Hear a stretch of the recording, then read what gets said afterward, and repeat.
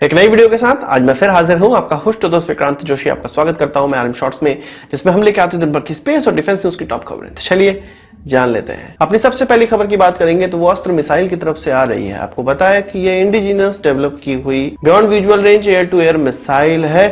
तो आप जानते हैं कि इसका जो यूजर ट्रायल किया गया है वो सुखोई के द्वारा किया गया है, सुखोई Su-30 MKI के द्वारा किया गया है और इसी में इसको इंटीग्रेट भी किया जा रहा है। और आप जानते हैं कि भारतीय एयरफोर्स में मेटेओर मिसाइल भी आने वाली है जो कि राफेल के साथ लग के आएगी। भारतीय एयरफोर्स ये चाहती थी कि मेटेओर मिसाइल को हम तेजस में भी इस्तेमाल करें या ऐसे रशियन प्लेटफॉर्म्स में भी इस्तेमाल करें जो कि हमारे पास हैं। पर आप जानते हैं कि MBDA जो कि मेटेओर मिसाइल को बनाती है वो ऐसे किसी भी एयरक्राफ्ट में इसको लगने नहीं दे रही है जिसमें कि यूरोपियन रडार का इस्तेमाल न किया जा रहा हो। आपको पता है कि तेजस में भी इजरायली रडार का इस्तेमाल किया जा रहा है। इसके अलावा जो भी हमारे प्लेटफॉर्म है वो रशियन प्लेटफॉर्म है, इसलिए मेटेओर मिसाइल को किसी भी एयरक्राफ्ट में नहीं लगाया जा सकता है और केवल ये राफेल में ही लगकर आएगा। पर मेटेओर मिसाइल का अब जो सब्स्टिट्यूट है वो अस्त्र को माना जा रहा है और इंडियन एयरफोर्स ये चाहती है कि हम इंडिजिनस चीजों पर ध्यान दें। इससे पहले ही जैसे ही हमारे नए वायुसेना प्रमुख बने थे,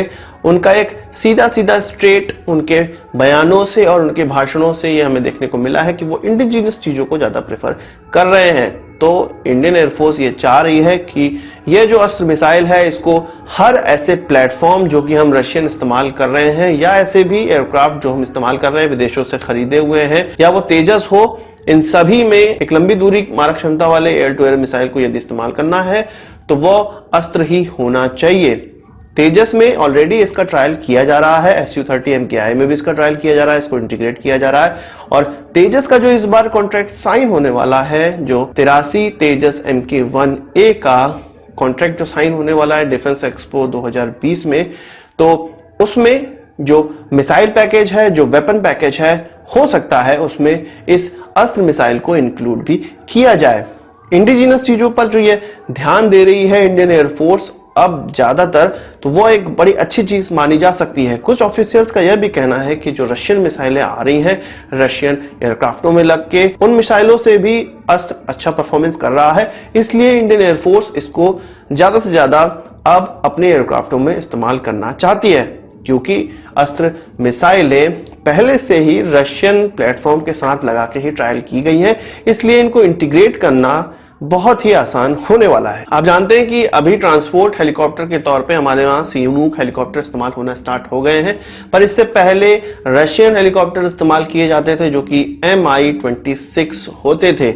यह विश्व के सबसे बड़े हेलीकॉप्टर हैं और सबसे ज्यादा वजन ले जाने वाले हेलीकॉप्टर्स भी हैं। इस प्रकार के हेलीकॉप्टर इंडियन एयरफोर्स में 3 की संख्या में इस्तेमाल किए जा रहे थे, जो कि क्रमशः 2013 में, 2014 में और 2017 में सर्विस से बाहर हो गए।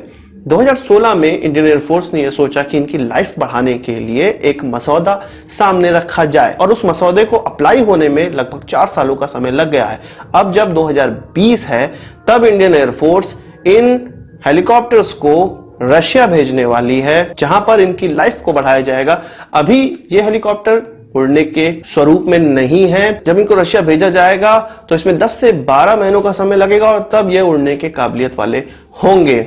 इसमें जो 2 हेलीकॉप्टर्स हैं वह बिल्कुल उड़ने लायक नहीं है, जिसको कि पार्शियली डिसमेंटल करके शिप के थ्रू रशिया भेजा जाएगा, और जो तीसरा हेलीकॉप्टर है वह उड़ने के लायक है। अभी ये फैसिलिटी देखी जा रही है कि उड़ाकर रशिया ले जाना ज्यादा सस्ता पड़ेगा या उसको डिसमेंटल करके शिप के थ्रू रशिया ले जाना ज्यादा सस्ता पड़ेगा। यह चीज देखने के बाद ही उसको वहां तक पहुंचाया जाएगा।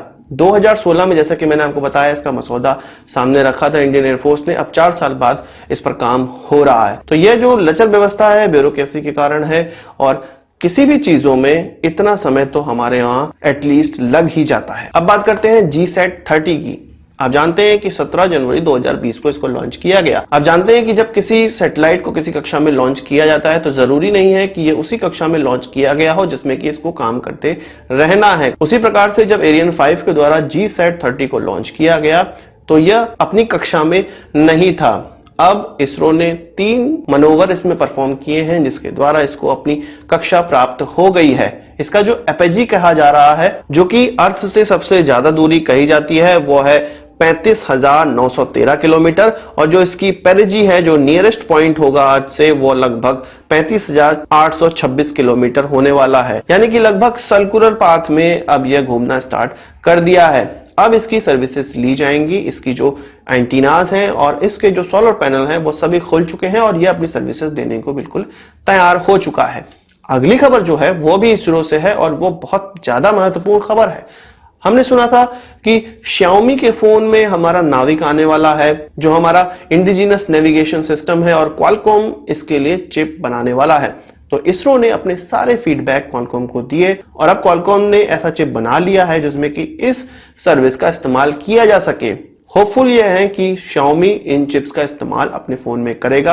ये जो चिपसेट है उनके नाम कुछ इस प्रकार से हैं: Snapdragon 720G, इसके अलावा Snapdragon 662 और इसके अलावा Snapdragon 460। ये कुछ Qualcomm के ऐसे चिप हैं जिनमें नाविक सपोर्ट सिस्टम हमें मिलेगा। हम चाहे तो नाविक का इस्तेमाल कर सकते हैं इसमें, और चाहे तो जीपीएस का इस्तेमाल भी अपने फोन में हम लोग कर सकते हैं। नाविक का इस्तेमाल इसलिए अच्छा माना जा रहा है क्योंकि जीपीएस में जो सैटेलाइट है उनकी संख्या है 24 और वो पूरे विश्व को कवर करते हैं, पर भारत के लिए जो नाविक डेवलप किया गया है उसमें 7 सैटेलाइट हैं और वो केवल भारत को कवर करती है। इसलिए माना जा रहा है कि नेविगेशन नाविक के थ्रू बेहतर होने वाला है जीपीएस के मुकाबले। इसलिए भारतीयों से मैं अपील करूंगा कि अपने इंडिजिनस सिस्टम का ही इस्तेमाल करें जब ये हमारे फोनों में आ जाए, और जो कि जल्द ही आने वाला है। जब इसके लिए अब Qualcomm ने चिप बना दिए हैं तो ऐसी कोई भी कंपनी जो कि भारत में अपना व्यापार बढ़ाना चाहेगा वो जरूर से इस चिप का इस्तेमाल करेगा। इसके अलावा जो हमारी अगली खबर आ रही है वो इंडिजिनस एयरक्राफ्ट कैरियर जो कि INS विक्रांत बन रहा है उसकी तरफ से आ रही है। कोचिन शिपयार्ड लिमिटेड इसको बना रही है और ये कहा जा रहा था कि अर्ली 2020 में ये बेसिन ट्रायल के लिए चला जाएगा और 2020 के अंत में ये सी ट्रायल के लिए चला जाएगा। तो इसी की जांच करने के लिए एक रिव्यू टीम इस एयरक्राफ्ट कैरियर का रिव्यू की, जिसमें कि यह पता चला कि इसके सारे इंजन ऑन कर दिए गए हैं, चालू हो चुके हैं और अब ये बेसिन ट्रायल के लिए रेडी हो चुका है। यह माना जा रहा है कि 2-3 महीनों में या 4 महीनों में इसको बेसिन ट्रायल के लिए लॉन्च कर दिया जाएगा, जिससे कि इसके प्रोपल्जन सिस्टम की चेकिंग की जाएगी और यह माना जा रहा है कि 2020 के अंत तक या शुरुआत 2021 के इसको सी ट्रायल के लिए लॉन्च कर दिया जाएगा। यह जो रिव्यू मीटिंग है वो 13वीं रिव्यू मीटिंग है और इस एयरक्राफ्ट कैरियर को जल्द से जल्द पूरा करने के लिए इस कमेटी को बनाया गया है। इसके अलावा बात करेंगे अपने ब्रह्मोस मिसाइल की। आपको पता है कि फिलीपींस इसको खरीदने को तैयार हो चुका है, इसके लैंड वेरिएंट को खरीदने को तैयार हो चुका है, पर अभी भारत और रशिया के बीच में ऐसा कोई कॉन्ट्रैक्ट साइन नहीं हुआ है जिसके तहत किसी तीसरे कंट्रीज को इस ब्रह्मोस मिसाइल को बेचा जा सके। तो इसी कॉन्ट्रैक्ट को साइन करने का जो अब डेट निकल कर आई है वो अप्रैल या मई में हो सकती है। इसमें भारत और रशियन गवर्नमेंट के बीच में एक MOU पे साइन होगा, एक कॉन्ट्रैक्ट पे साइन होगा, जिसके बाद इस क्रूज मिसाइल को किसी तीसरे देश को बेचा जा सकता है जिस पर भारत और रशिया म्यूचुअली एग्री हो। हमने यह भी सुना था कि फिलीपींस की तरफ से यह खबर आई थी कि उनके द्वारा ब्रह्मोस मिसाइल का जो कॉन्ट्रैक्ट है वो मई 2020 में साइन हो सकता है। तो ये कुछ वही अवधि है जब हम रशिया से ये कॉन्ट्रैक्ट साइन कर लेंगे कि हम किसी तीसरे देश को ये मिसाइल बेच सकते हैं और उसके बाद फिलीपींस हमसे ये कॉन्ट्रैक्ट साइन कर लेगा कि वो इस मिसाइल सिस्टम को खरीद रहे हैं। इसके अलावा बात करेंगे भारत और मलेशिया के रिश्तों। हमने देखा है कि भारत और मलेशिया के बीच में रिश्ते अच्छे नहीं चल रहे हैं, तो अब यह खबर निकल कर आ रही है कि मलेशिया का जो क्रूड ऑयल है, जो पाम ऑयल है, वो भारत के कई पोर्टों पे अटका पड़ा है और भारत के किसी भी बिजनेसमैन द्वारा उसको लिया नहीं जा रहा या कस्टम से वो आगे नहीं बढ़ने पा रहा है क्योंकि भारत ने बाइकआउट किया है मलेशियन पाम ऑयल का। इससे मलेशिया ने यह भी बोला था कि वो रिटेलिएट करने के लिए बहुत कम है, उनकी जनसंख्या बहुत कम है, कुछ 30 मिलियन की जनसंख्या है उनकी, तो रिटेलिएट वो नहीं कर सकते हैं। अब ये खबर निकल कर आ रही है कि वो मीटिंग करना चाहते हैं, भारत के साथ मीटिंग करना चाहते हैं। जब दावोस में हमारे commerce minister mister Piyush Goyal जब जाएंगे तो उनके समकक्ष जो मिनिस्टर है वो चाहते हैं कि पीयूष गोयल से मुलाकात करें। अभी उन्होंने ओपनली यह कहा है कि वो इस प्रकार की डेटों की तलाश कर रहे हैं, पर भारत की तरफ से इस प्रकार का कोई भी समय नहीं दिया गया है। उनका कहना है कि म्यूचुअल अग्रीड समय की तलाश की जा रही है, पर भारत इस प्रकार की किसी भी मुलाकात से इनकार कर रहा है। भारत का यह कहना है कि कोई भी समय या कोई भी डेट निकलकर सामने नहीं आ रही है। इससे पहले 24 दिसंबर को भी एक मीटिंग का प्रयास किया गया था, पर उस समय भी भारत ने मीटिंग नहीं की और उस समय भारत ने क्रूड ऑयल पे रोक भी नहीं लगाई हुई थी और उसके बाद क्रूड ऑयल पे रोक लग गई।